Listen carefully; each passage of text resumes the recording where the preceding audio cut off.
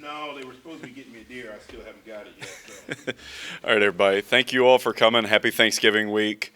We'll go ahead and get started with Coach. He'll open with a statement, and then we'll go to questions.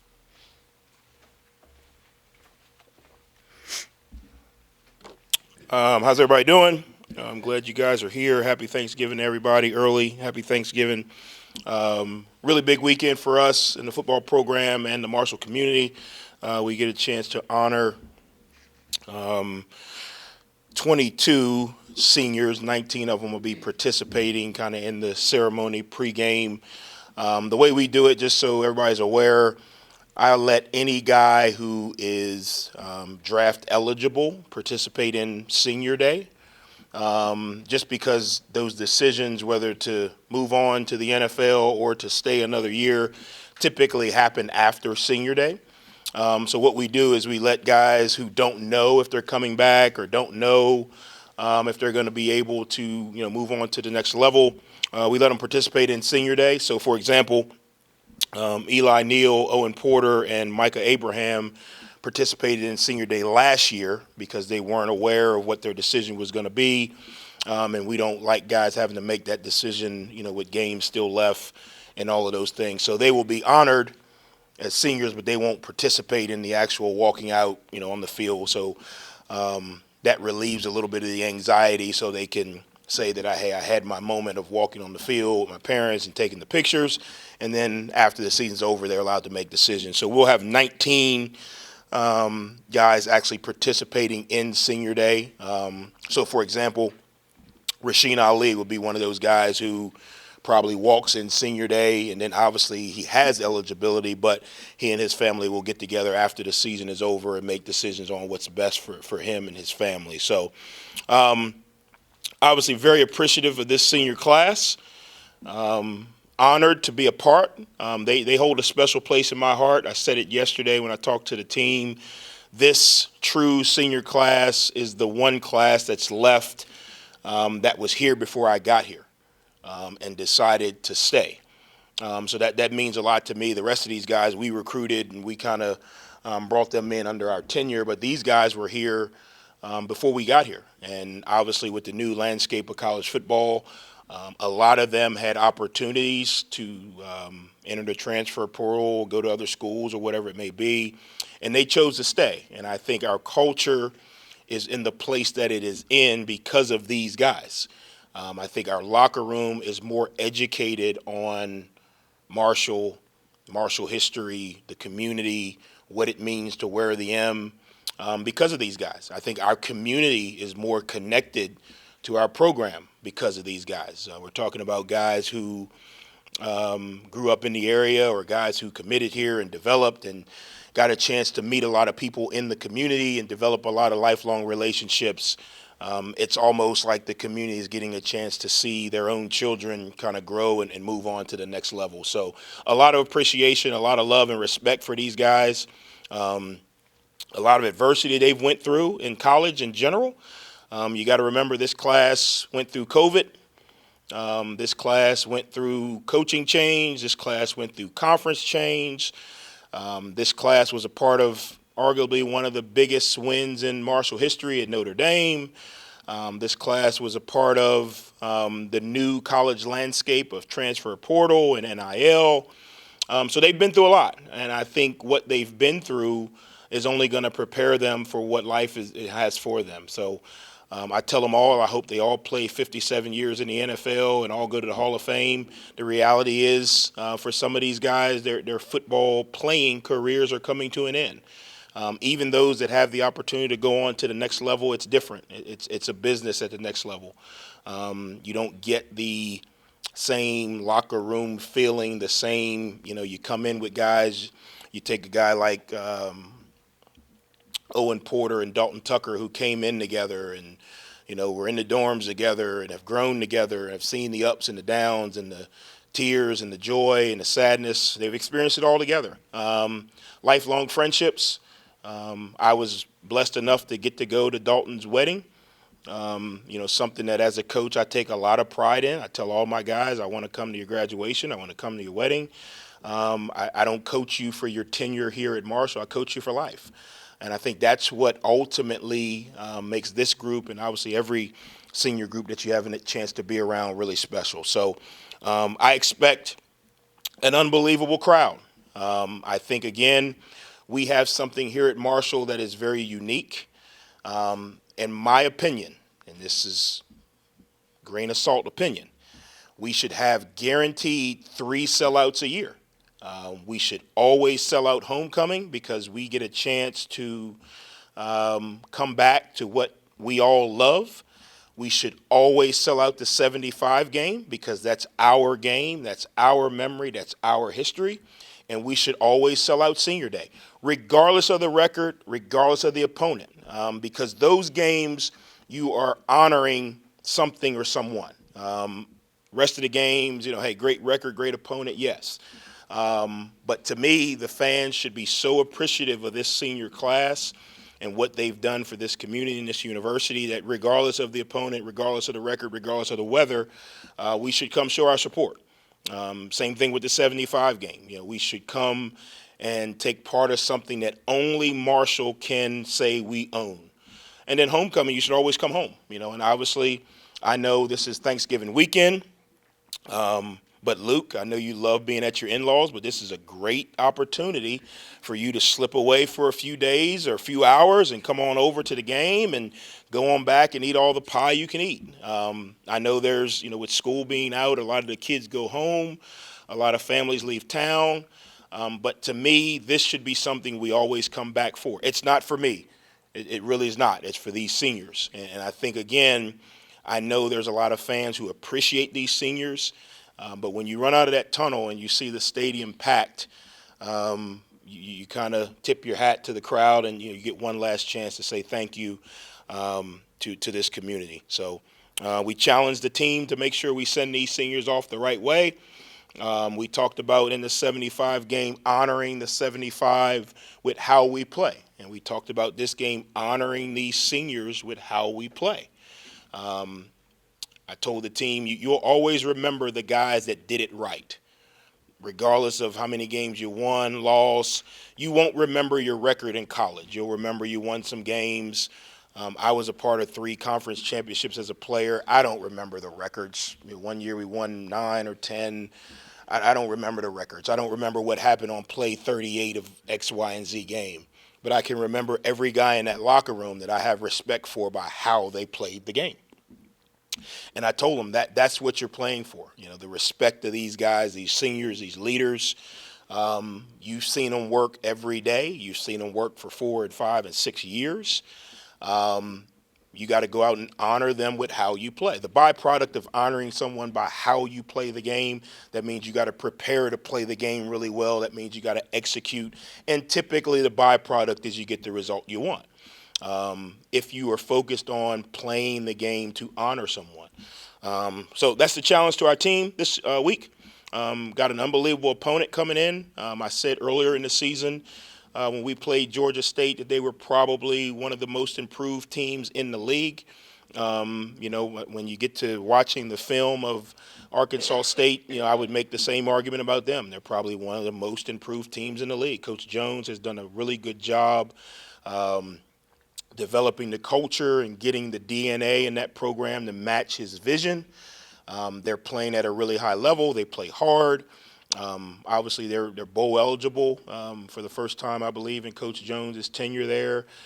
There's a lot of young guys playing really hard. There's a lot of young guys playing really well, which means the program is developing in the right way. They're physical. They're fast. They're good in all 3 phases. So it's going to be a challenge. It'll be a good opportunity for our guys to go out and honor our seniors against a quality opponent at home one last time in the Jones. So with that, open up for questions.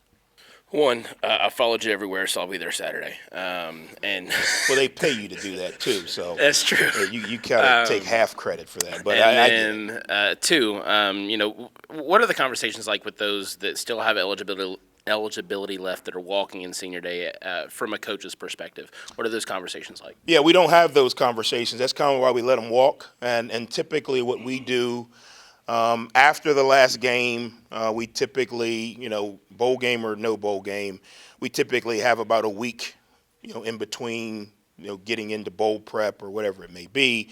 And during that week, we'll have meetings with that group of draft eligible guys. I'm never a coach that says you should go or you shouldn't go. I'm never a coach that says, hey, sign with this agent, don't sign with this agent, go to this training facility, don't go to this training facility. I try to present the information to let their families make a decision. Obviously, the NFL does a really good job of giving quality feedback, on, who's projected to go where, who should go back to school. We give them that information and let their families make a decision. I think, again, my opinion of whether they should go or not does not outweigh the family need or the family situation. Some families are in situations where I have to go and make myself financially more stable. Some families are in a position where, hey, we need you to, better your opportunity, whether that's coming back or leaving or whatever that is. So I try to stay out of that. We try to present as much information. We have a huge NFL educational seminar in the summer, and then we kind of piggyback off of that the week after the season. And you gotta kind of let guys make their own decisions. Like last year, Owen was kind of in that realm of should I go, shouldn't I go? And I just gave him the information. Obviously, I said I'd love to have you back, but I also here's the information. And then kids got to make their own decision. I never wanted to be, well, I came back because Coach Huff said so, and it didn't work out, or if I had to listen to, so-and-so and I win. So I let them and their families make those decisions. We just try to provide as much information as possible. Coach, how much does the motivation of getting bowl eligible factor into what you tell them this week and how they practice and how they play? Not a lot. Not a lot, because we haven't been a gold-oriented group all year. We've been about the process, and the process and the goal every week is just to go out and get better, play better than we played last week. So this week is more about making sure that the entire team understands that there's 22 guys here that may never play football again. So do everything you can this week to make sure these guys put an exclamation point on their careers. The byproduct of that is if we win, we get an opportunity to play another game. But I try not to focus on, just like at the beginning of the year, we don't say, hey, let's go win a Sun Belt championship, because if something happens for whatever reason and that's out of the picture, well, what are you playing for? It's just like in life, if you're only trying to become the CEO and you don't get that, you miss all of the great steps in between. So I want these guys to enjoy every single day. I told them after practice yesterday, I said, seniors, that's your last regular season Monday practice. And they all kind of like, wow. Yeah, so for me, it's more important to focus on the journey, and then ultimately you'll look up and you'll be where you want to be. But we haven't talked about, hey, if we win this one, we'll get a bowl game. Obviously, they get it. It's not, it's not a secret. They know.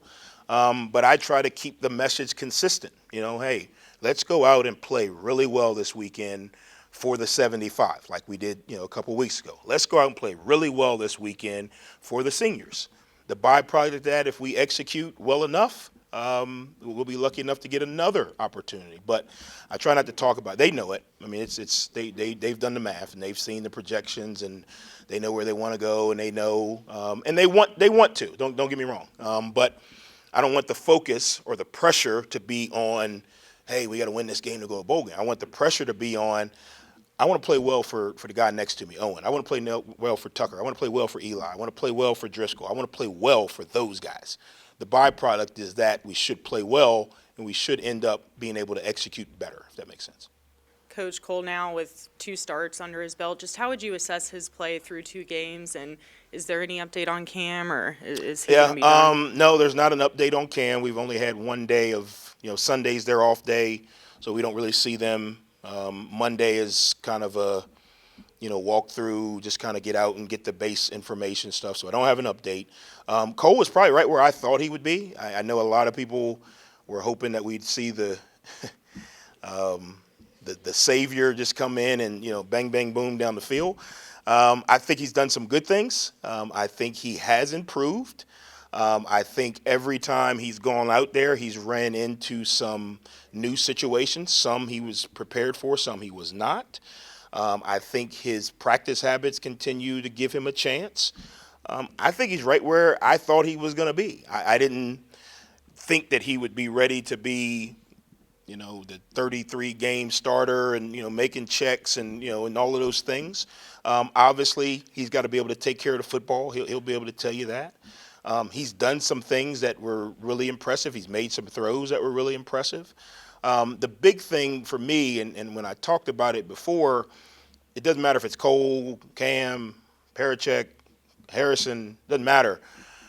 When an inexperienced player comes into a game, the people around him have to play better in order to give him a chance to actually play well. The more experience you have, the more the people around you can help be better. The less experience you have, you need the people around you to do their job really well so you can focus on your job. I think when you look back at the 75 game, we as an offense played better, which made Cole's job a lot easier, which allowed him to focus on exactly what he needed to do. Last week, we didn't play well as an offense, so now you're battling, the O-line rush. You're battling a different coverage. You're battling, now I got to move off the spot to try to make a throw, so you're having to do a little bit more. But overall, I think he's right where I thought he would be. I don't think he's by any means reached his level of, potential. I think every time he's out there, he's going to get better. I think every time he's out there, he's going to experience some things that will help him the next snap. I think he's done some good things. There's been some moments in the game that you guys may not see, that when he comes off, the communication that he's given us is better than it was, at Coastal Carolina. I think in practice, he's got he understands what it takes now to be ready as far as getting in the game. He understands what it takes now from a preparation standpoint. He can take, hey, I played X amount of plays. Here's what I need to work on. Here was a good throw. Here was a bad throw. Here was a good read, bad read. Okay, how can I put that back in my practice to try to create more good, eliminate some of the bad? So I would say right where, I anticipated him being. Again, I think it's magnified one way or the other, better or worse, by how the guys around him played. You realize, you think about it, he threw a 5-yard slant, which is a very, I would say, basic throw. But DeMarcus breaks it and goes 60 yards. That's a big play. Quarterback delivered a good ball. He threw that same slant Saturday, and we got tackled. So Cole did well, but the result and how it affects the entire team is just a little different when you don't have the other pieces playing at a really consistent level. About Arkansas State's offense, and specifically Rayner at quarterback and Cross the running back. Yeah, he's done a really good job, man. He's slippery. He's got a really good arm. I think he throws the RPOs and the deep ball really well. I think because he's mobile, he's able to manipulate defenses before the ball snaps, meaning you have to play a little different. One of the reasons that, when Cam was healthy, he gave us a little bit of a different approach, right? Defenses play different. Well, when your quarterback's not mobile, they play different. Obviously, they both have strength. So for them, Arkansas State, he's mobile. So some of the coverages, some of the blitzes, some of the rush that you get are different, which allows him to be able to take advantage of the RPO throws, which allows him to be able to do some read zone stuff. Their running back is doing a really good job. He's a kick returner as well, number 2. I think he's got real juice. He can stick his foot in the ground and get vertical. He had a huge game against Texas State last week.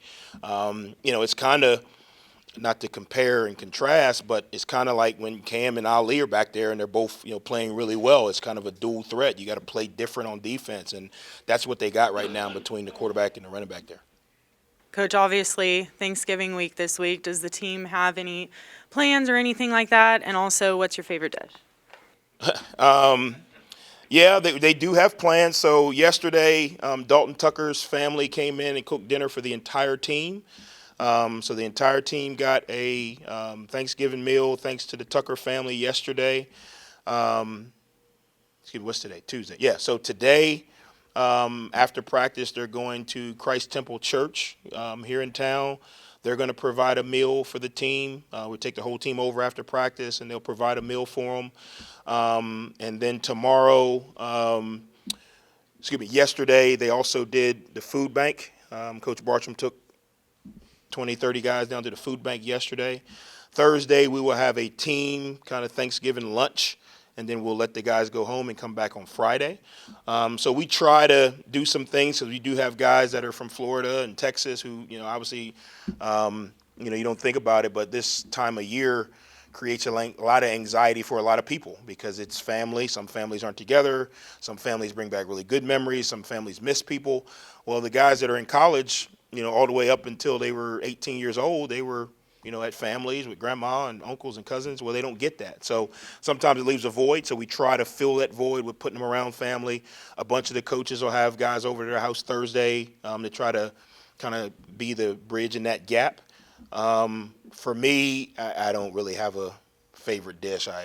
I'm simple, man. Whatever is on the table, I eat or I get yelled at. So I just kind of roll with it. But I do enjoy. This is probably the one Thursday in the year that I get home before 10 o'clock, so I get to see my kids up. So it's a good opportunity to just be thankful for the opportunity to be the head coach at Marshall. I know it sounds very coach speak, but there's only 132 of these jobs, and I'm blessed enough to have one of the better ones. And just going around the community and how grateful people are and how excited people are. Yeah, I get the record and all that. That's going to come and go. I'll be here for 30 years, and we'll win some games, we'll lose some games. But I think just the impact that me, my family, this organization have had on this community and how it's been received, I'm thankful that I'm able to be in the position to do that. When you look at their defense, really active linebackers that kind of have a nose for the football, what do you see out of them on film? Yeah, it's crazy, or not crazy. It's interesting because every week it's something different, right? A couple weeks ago, Georgia Southern were big and they were physical and strong. Last week we talked about the scheme that South Al ran and how it challenged you. This week it's more of a base scheme, but their athletes are really good. So their D-line is smaller on paper, but they're quicker and they use really good technique. They gap reduce and get in the gap and get on the edge quickly. Their backers play downhill fast.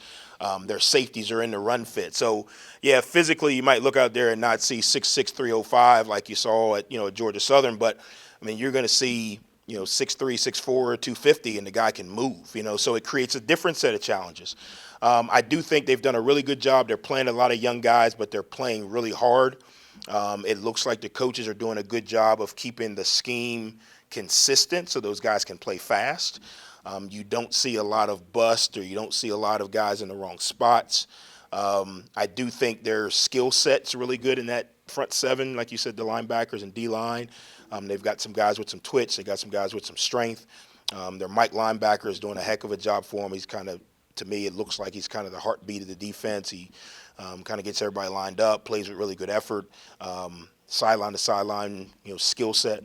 So it's going to be challenging. You look at last week and they played, a team that spreads the ball out and kind of up tempo, and they made as many plays on defense, as they did on offense and special teams. So a lot of respect for what they're showing, and it'll be a good test Saturday. The way they force turnovers, is that something specifically, I mean, it's everybody's playing, I guess, or was it more problems for Texas State last week, for example, or how did that all work? Yeah, well, I think they're coaching it. I think that you can see them, making an effort to strip the ball. You can see them, when they're not going to bat the ball down on, when the ball's in the air, they're going to pick it off. And I think a little bit, to me, turnovers are contagious. And we've got the cancer right now. We've got to figure out a way to somehow, what do they call it when you get rid of cancer? Chemo. Yeah, we need turnover chemo really bad. But I think it's the same thing on defense. Once you get one or two, everybody kind of gets the itch. You think about last year when Micah was kind of going on his run. Once you get the itch, man, it's everybody wants a piece of it. So now everybody's starting to strip at the ball. Everybody's going to try and pick the ball off rather than bat it down. Same thing on the other side. I think some of the issues that we're having is we're trying so hard not to turn the ball over that we're trying to make a play and we're putting the ball in jeopardy. You know, I don't think anybody, Cole or Cam, is out there just throwing it to the other guy.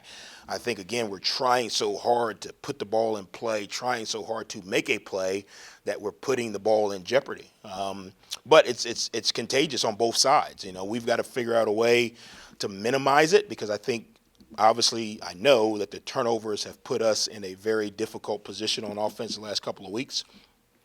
You know, you think back to the 75 game. We put the ball on the ground or turned it over 5 times. We just happened to get on it, 3 of the times that we put it on the ground. On the other side, when you start to get 1 or 2, it becomes contagious, and now everybody wants to run to the sideline and get their belt or their glasses or whatever the turnover chain or whatever everybody wants. So everybody wants a piece of it. So I think that's a little bit what's happening with their defense. One, I think they're coaching it, to get the ball out. And then obviously once you've had 1 or 2, everybody, wants a piece. It seems like every week there's some sort of a connection between you and other guys on coaching staffs. Just how small Maybe why they're trying to kick my tail. Too many so-called friends in the business, I guess. Just how small is that circle of camaraderie between coaches and obviously a guy like Butch that you have a good relationship with as well. Yeah, well, I think one, it's a very small fraternity. One, we all go through the same thing. So I've talked to 3 or 4 head coaches, and they said, Coach, I know exactly what you're going through. I was there last year, 2 years ago. Stay the course. You're doing the right things, And I think, again, because we all go through the same things, the same ups and downs, and the same struggles and positives. We all deal with 18 to 22-year-olds. It's easier to make that connection. It's kind of like when you go to a restaurant, the people that sit at the bar because they want to watch sports. The people that sit over in the booths don't want to be bothered. And you kind of gravitate to the people who have like-mindedness. We all are on the same schedule. So, you can call me at 9:30. I probably won't answer the phone, But if you call me at midnight, there's a good chance I'm driving home, So I think, again, our careers put us in like-minded. We're always trying to get an edge on, recruiting, or we're always talking about, hey, what are you doing with NIL? Or, hey, how are you attacking the transfer portal? I can't call, the guy that works at Calamity J's and be like, what do you think about the transfer portal? So the people that you trust and build relationships with and actually exchange information are the people in coaching. And I think once you kind of start that, it kind of spreads, and obviously with the multiple stops that you make throughout your career, it's really like Groundhog Day. This time of year is like the same. Everybody is going to be getting some type of morning practice Thursday, letting their kids go, unless you're Ole Miss or Mississippi State because you're playing.